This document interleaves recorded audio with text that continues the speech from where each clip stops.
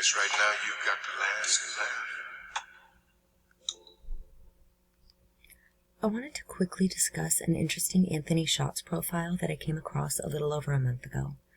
This profile contains no public posts or information, just uploads of a profile photo and a cover photo on October 1st, 2019.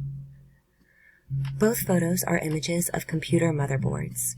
These are kind of the brains of computers that allow all of the other components to communicate with one another. Another interesting thing I noticed about the profile was the URL.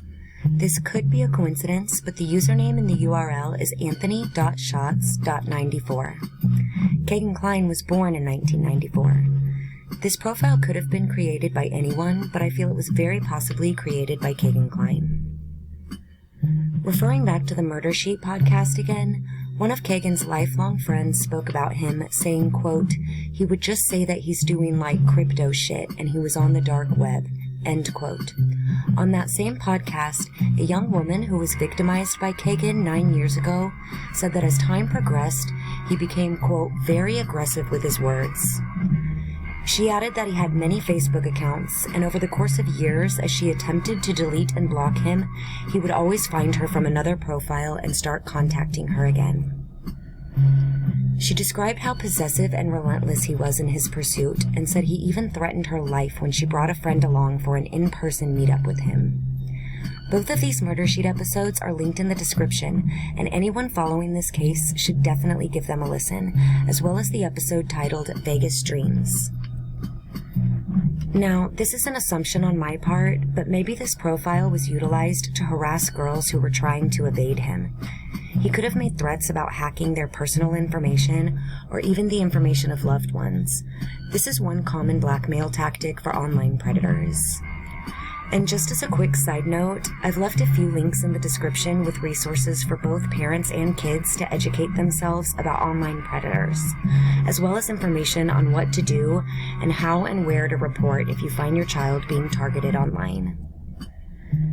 It's also interesting that this profile seems to have been created on October 1st, 2019, well after the original raid on the Kline residence.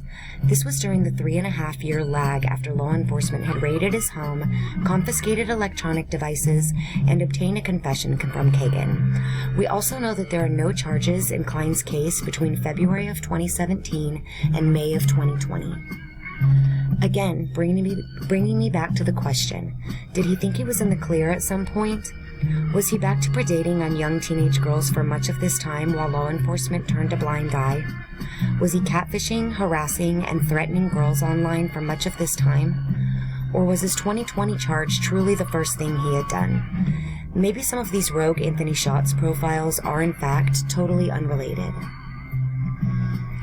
Law enforcement is asking for information on the profile that was used between 2016 and 2017, so that doesn't really suggest that they're looking for any victims from after the raid, but maybe they're just trying to camouflage a major screw-up.